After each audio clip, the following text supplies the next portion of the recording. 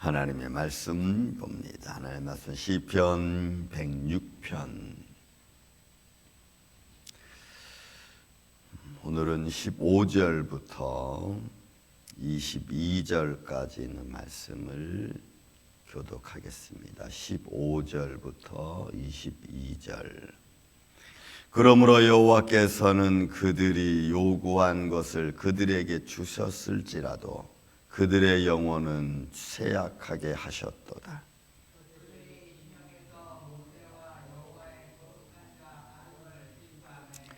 땅이 갈라져 다단을 삼키며 아비람의 당을 덮었고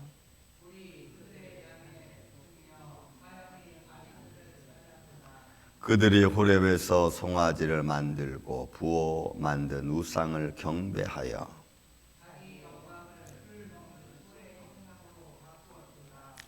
애굽에서 큰 일을 행하신 그의 구원자 하나님을 그들이 잊었나니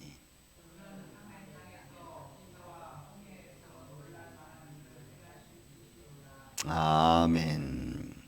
자, 그들이 하나님의 은혜의 손길을 하나님은 베푸셨고 이스라엘 백성들은 그것도 잊어버렸고 또 오늘도 본문 15절부터 22절까지 말씀은 하나님께서 그들의 요구하는 것을 주셨는데도 그들은 또 잊어버리고 그리고 하나님을 시험해 이런 사사기 시대의 반복적인 그런 모습이에요. 죄 짓고 구원시켜 놓으면 또 죄 짓고 또 회개하고 그리고 또 하나님 은혜 베풀어주면 또 죄 짓고 이런 사사기의 이 삶의 모습은 어찌 보면 우리 인생의 삶의 모습과 거의 똑같은 것 같아요. 그래서 우리는 누군가가 어제도 지난주도 말씀드렸지만 내게 은혜를 베풀어 주면 그것을 잊어버리지 않는 게 여러분 참 중요하고 그에 따른 감사와 마음의 기쁨을 갖고 있는 게 여러분 참 중요합니다. 그러면 그런 것도 우리 마음속에 새기고 있으면 늘 감사하죠. 이것도 감사, 저것도 감사. 이런 감사의 모습이 나오지 않을 수 없어요. 근데 우리는 그런 걸 잃어버리니까 그게 얼마나 크고 감사한지를 우리가 잘 모르는 거예요. 우리가 무언가 해야 할 때에 구멍이 뚫렸어요. 그런데 그것을 잘 막을 수 있는 삶이 되어지면 여러분 그보다 좋은 게 없죠. 근데 우리는 그렇게 내 인생에 구멍 난 것을 막아줄 수 있는 그런 손길을 순간순간 우리는 받아도 그걸 잊어버리면 그 감사가 그에 대한 기쁨을 우리가 자꾸 모른 척 할 수밖에 없는 이런 현실이 되는 것이 조금 안타깝습니다. 자, 오늘 말씀도 보세요, 여러분. 그들이 하나님을 시험했어요. 그러므로 하나님께서는 그들이 요구한 것을 그들에게 주셨을지라도 그들의 영혼은 쇠약하게 하였다. 여러분 보세요. 하나님이 그들에게 다 요구하는 걸 주었음에도 불구하고 그들의 영혼이 왜 쇠약해집니까? 여러분 이게 인생의 어떻게 보면 연약함 중에 하나죠. 이 라존이라는 쇠약하다는 것은 빈약한 거예요. 아주 메말라 있는 거예요. 그러니까 뭘 먹어도 살이 안 쪄. 어떤 기쁜 일을 당해도 그게 기쁜 줄 몰라. 그러니까 이 쇠약하다는 것은 그런 상태를 말하는 거예요. 그러니까 우리 한국말 쓰면 이런 말이 있죠. 밑 빠진 독에 물 붓기라는 말이 있습니다. 여러분 이 쇠약함이라는 그런 거예요. 계속 줘도 그 쇠약함이 없어지질 않아. 계속 뭔가 은혜를 베풀어줘도 모자람이 계속 모자람이에요.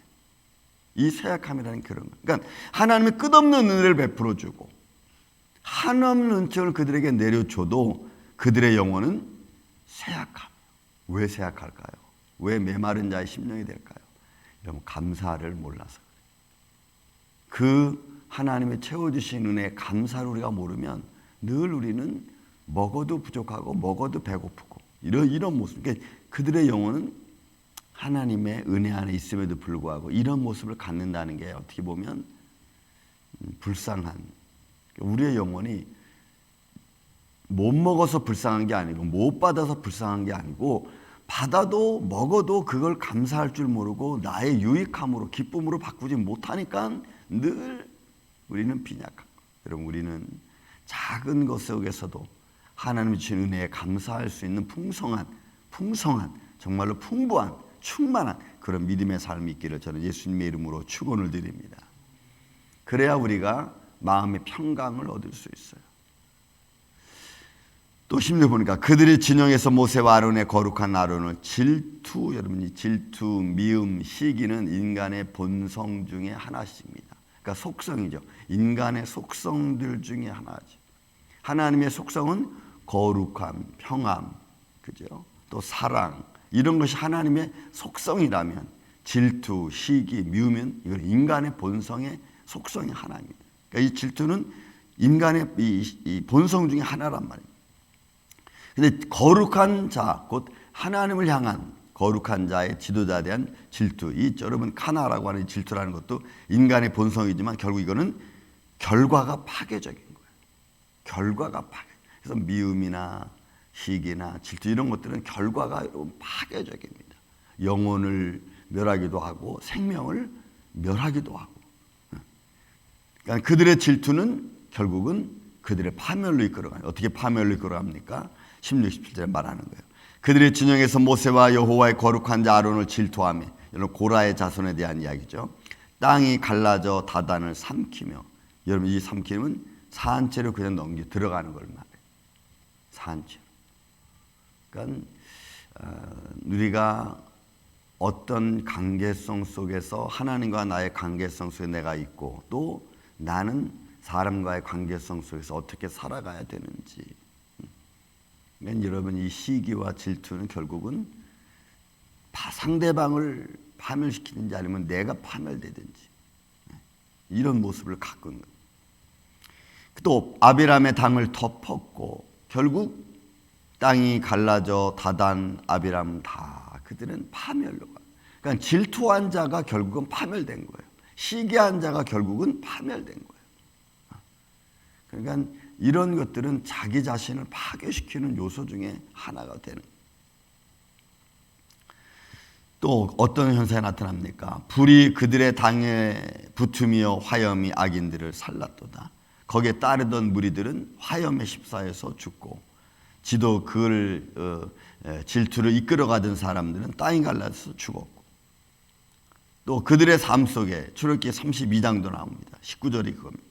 그들이 호렙에서 송아지를 만들고 부어 만든 우상을 경배하여 자기의 영광, 하나님의 영광을 풀먹는 소의 형상, 이런 무루 형상, 이런 구조를 말하는 겁니다. 구조.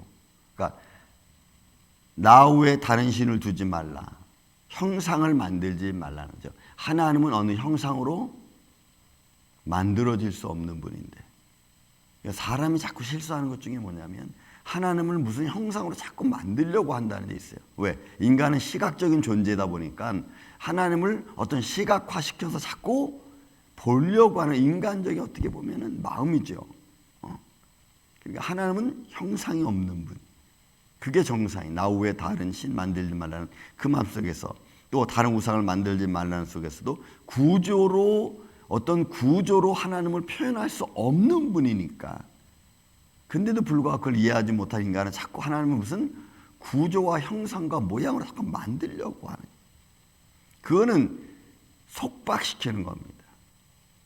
여러분 이게 자꾸 인간은 그런 틀을 가지고 있기 때문에 이게. 그래서 풀먹는 소의 형상으로 바꾸었습니다. 이런 바꾸어 변질시킨 겁니다. 그러니까 하나님의 모양을 우리가 로마서 1장에도 표현했죠. 세상이 자꾸 피조물처럼 자꾸 바꾸는 거예요. 이런 모습은 우리를 하나님의 영광, 하나님의 능력을 자꾸 제한하는 겁니다. 그러니까 무언가 형상화됐다는 것은 이미 그렇게 구체화된 걸 말하니까 하나님은 그렇게 될 수 있는 분이 아니거든요. 거기다가 더군다나 풀먹는 소의 형상으로 바꾸니 하나님의 영광이 그야말로 피조물 중에서도 못한 그런 피조물. 또 애굽에서 큰 일을 행하신 그의 구원자 하나님을 그들이 잊었다. 이러면 잊었나니, 잊었다는 말 제가 지난주에 말씀드렸죠. 13절에 나와 있는 말씀처럼 이거 샤카흐라는 하나님과의 관계성, 하나님이 베풀어 주신 일, 능력, 나를 향한 하나님의 손길을 다 그 관계성을 잘라버리는 거예요.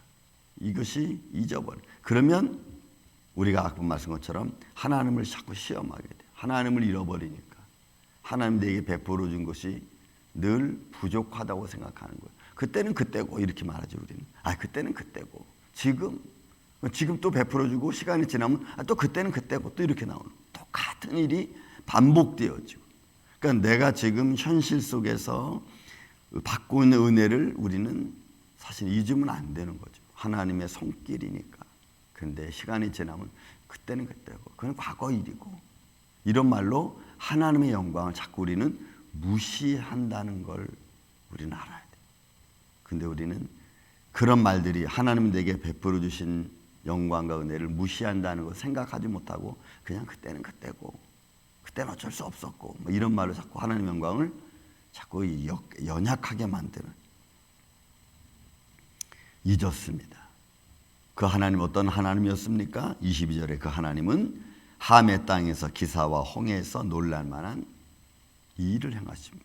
여러분, 이 애굽과 홍해는 우리가 가장 힘들고 어려울 때에, 우리가 지쳐 쓰러져 넘어 있을 때 하나님이 나를 구원해 주신 하나님을 잊는다는 걸 잊을 수 없잖아요. 누가 내 생명을 구원해 줬다고 생각해 보십시오. 그럼 어떻게 우리가 그분을 잊을 수 있겠어요? 그런데 이스라엘 백성들은 그걸 잊은 거예요. 그 관계를 끊어버린 거예요. 그러니 여러분, 하나님 편에서 보면은 정말 쇠약한 무지한 백성들인 거예요. 여러분, 우리 임마누엘 교회는 저는 그래서 성전에 와서도 잊을 수가 없어요. 아름다움을 잊을 수 없고 감사에 잊을 수 없고. 그래서 제가 교회 와서 제일 먼저 선포한 것이 있습니다. 하나님 주신 이 아름다운 성전 안에서 절대와 시기와 질투와 분노로 싸우는 일이 없도록 하십시오. 하나님 주신 아름다운 곳에서 우리는 하나님을 찬양하고 예배하는 것만으로도 충분합니다. 그런 모습이 우리 삶이죠. 우리에게 베풀어 주신 은혜. 저는 우리 임마누엘 교회가 또 여러분들의 삶의 현장 현장 속에서 하나님이 할 수 없는 곳에서, 어렵고 힘든 곳에서 시간에 걸쳐서 내게 베풀어 주신 하나님 은혜를 여러분들이 깨닫고 안다면은 우리는 그 안에서 감사와 기쁨만 누리는 살아가는 그런 우리 복된 하나님의 축복된 인생, 하나님의 자녀 되시기를 예수님의 이름으로 축원을 드립니다. 사랑과 은혜가 많으신 아버지 하나님, 감사합니다. 오늘도 감사가 우리 입에서 그치지 말게 하여 주시고, 오늘도 우리 힘들고 어려운 과정 속에서 정말로 아무것도 앞도 뒤도 바라볼 수 없는 곳에서 우리를 구원해 주신 하나님의 손길이 있기에 오늘도 우리가 여기까지 온 줄로 믿습니다. 주님, 오늘도 주님이 내게 베풀어 주신 하나님의 은혜의 손길에 감사와 영광으로 나아가게 하여 주시고, 하나님의 사랑하는 자녀들이 지쳐 쓰러지지 않도록 때마다 일마다 주님 돕는 은혜를 더하여 주옵소서. 우리 인생에 힘이 연약한 본성들이 있습니다. 주님, 이런 본성들 때문에 하나님의 영광을 잃어버리지 아니하고 하나님 내게 베풀어 주신 것에 내가 등을 돌리지 않는 그런 믿음의 길을 걸어갈 수 있도록 주님 도와주시고 역사하여 주옵소서. 주님 감사합니다. 아름다운 성전을 주시고 아름다운 우리의 삶의 거처를 주시고 우리의 일터를 주신 주님, 오늘도 이 평안 안에서 우리가 살아갈 수 있도록 도와주시며, 또한 저들의 기도 가운데도 주님께서 응답하여 주셔서 마음의 평강을 잃지 않도록 주님 도와주옵소서. 예수님 감사합니다. 오늘 이 하루도 이 아침부터 잠자리 드는 순간까지 우리를 축복하시고 지켜주시옵기를 원하오며 사랑이 많으신 예수님의 이름으로 기도하옵나이다. 아멘.